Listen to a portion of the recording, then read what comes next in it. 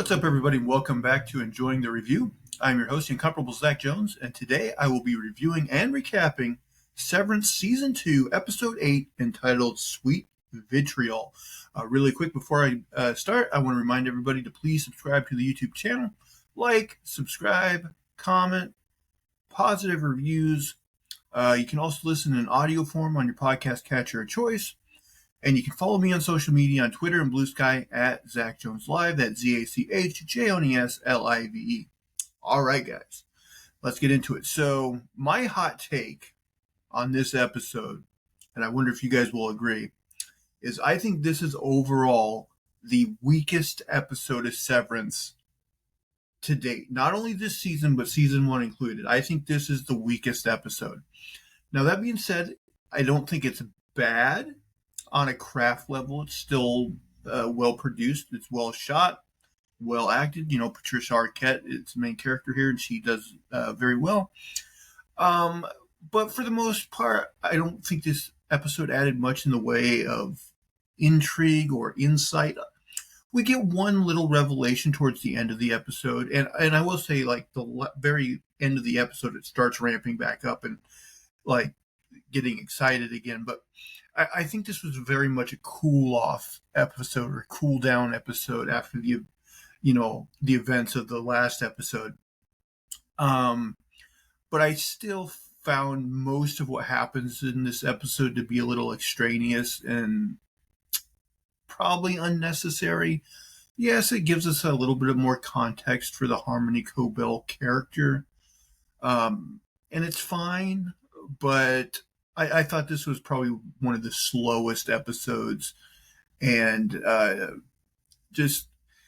kind of like the sci-fi nature of Severance, and we really didn't get any of that in this episode. It was, a little slower, and I noticed that a lot with, TV shows these days, where if there's a real hot episode where something big happens or a lot happens, the next episode will try to, bring the audience, back down to so they're not always expecting a huge thing to top every week, I guess. But I don't know. I thought maybe this episode was just a little too slow for my taste. But again, well acted, well directed and everything. I would still probably give it like a 7 out of 10.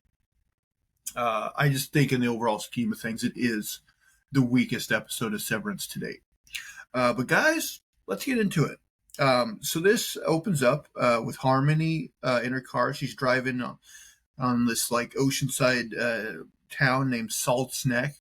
We of course got a peek in the earlier episode with her where she saw the sign to Salt's Neck and decided to turn around. Well, this time she didn't turn around. She went all the way. She basically looks like she's living out of her car. She gets outside her car and she's brushing her teeth, and she sees this guy huffing drugs out of a bag, which will be a big theme this episode. Which is weird. It's this one town, for whatever reason, the drug of choice, everyone's just huffing whatever this stuff is out of a bag,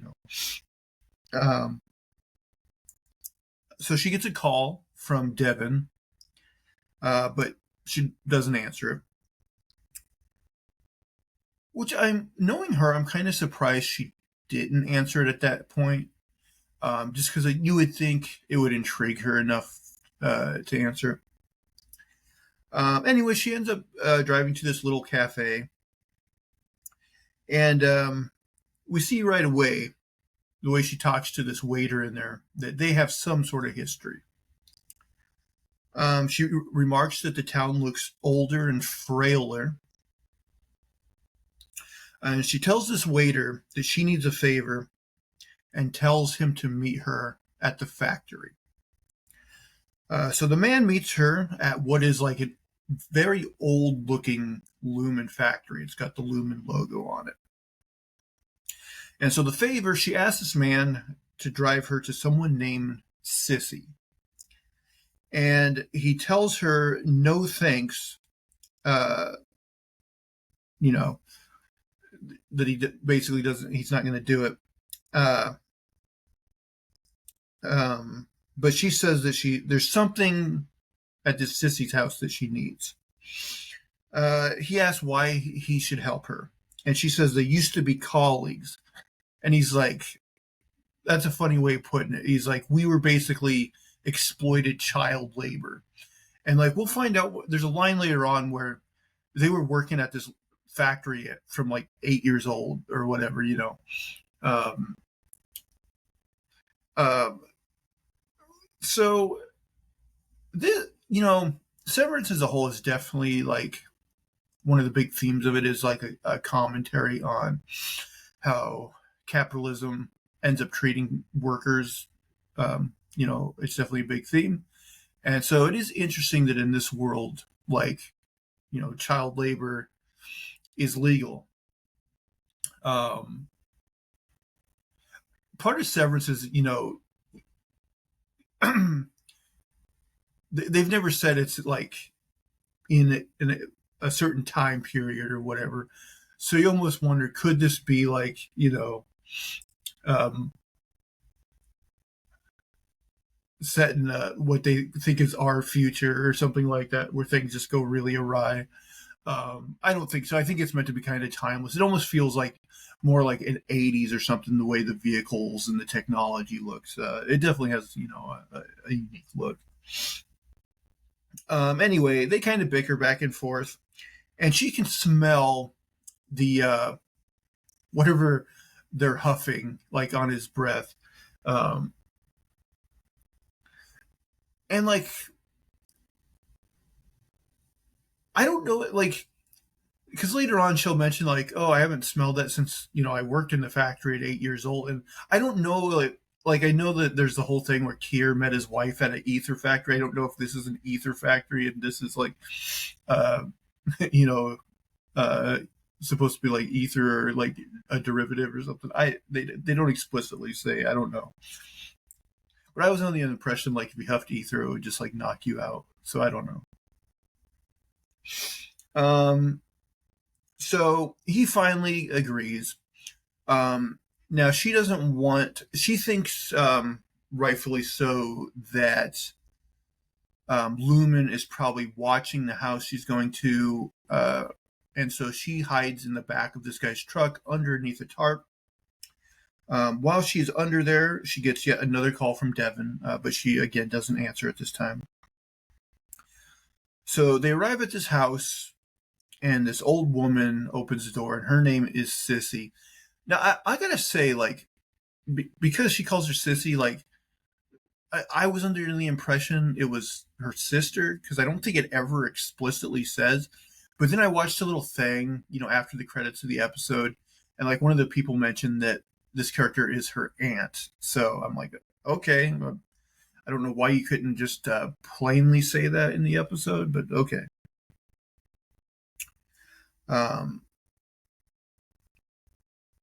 Or maybe they did and I missed it. That's totally possible. Anyway, she kind of bolts right past this woman, and she starts searching for whatever it is she's looking for. And we find out this is the house that Harmony grew up in, because we see there's, you know, a post, like a thing on the wall where they were measuring her different heights as she was growing up. She asks Sissy where her things are, and Sissy says she sold them to the poor. She asks Sissy if anyone has came by the house or called, and she says that Mr. Drummond called. Harmony tries to ask what he said, and she just keeps kind of avoiding answering. So through dialogue here, we find out that Harmony's mom died, and she kind of suspects that Sissy removed her breathing tube and let her die. Anyway, her mom's room is locked, and she wants to search it, so she wants the key to the mother's room. But Sissy says that room must stay shut until all who remember her sit with Keir. Which, we'll find out that Sissy is like, whatever this religion is surrounding Keir, she's like devout. She's definitely the analog for like, you know, your like your aunt that's just a little too religious, that sort of thing. Um, but that's a weird practice. Like someone dies and you're like, oh, we got to lock that door, and it can only be unlocked once like everyone that person knew is dead. Um, Sissy says that if only her mom was a believer, perhaps she would have found solace in the nine. I have to imagine that's another cure thing. I don't think it's ever been referenced in an earlier episode. At least I don't remember. But yeah, Sissy is definitely a true believer in cure, and reveals that Harmony was once chosen for the Wintertide Scholarship, which was referenced in an earlier episode. Milchek and Miss Wong, he mentioned that Miss Wong was a recipient of the Wintertide Fellowship or Scholarship, and so that's why she was on the Severance floor. Sissy calls Harmony a disappointment. She again asks Sissy what Drummond told her, but Sissy won't say. Sissy tells Harmony she needs to return to Lumen and beg for forgiveness. They fight some more. Harmony storms back upstairs. She ends up finding the key to her mother's room, and she goes in her mother's room. Okay, and then we get a scene that I thought was very strange. So she basically hooks back up the breathing tube to like her mother's oxygen machine or whatever, and she kind of lays in her mother's deathbed and like blows into the tube and like starts crying. And I just thought, like, what a weird way, I guess, of like grieving her mother. This scene to me was just strange, and I almost think they could have done without it, but okay.